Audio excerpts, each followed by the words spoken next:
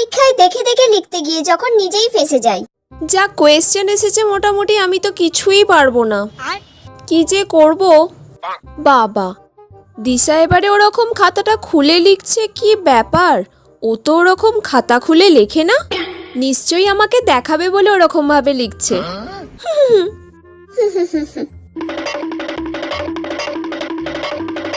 আজকে তো আমি সব কোয়েশ্চেনের অ্যান্সার দিয়ে দিয়েছি।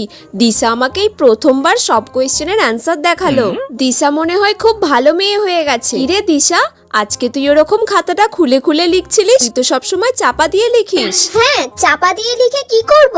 আজকে তো চাপা দিয়ে লেখার কোনো দরকারই ছিল না, কারণ 4টে সেটের কোয়েশ্চেন হয়েছে। তোর কাছে যে কোয়েশ্চেন পড়েছে আমার কাছে তো সেই কোয়েশ্চেন পড়বে না নিশ্চয়ই, কারণ আমরা দুজন পাশাপাশি বসেছি। কোয়েশ্চেন যখন এক নয় তখন চাপা দিয়ে লেখার কোনো দরকারই নেই। বলে আমি যে ওর খাতাটা পুরো কপি করলাম, আবার পরীক্ষায় ফেল।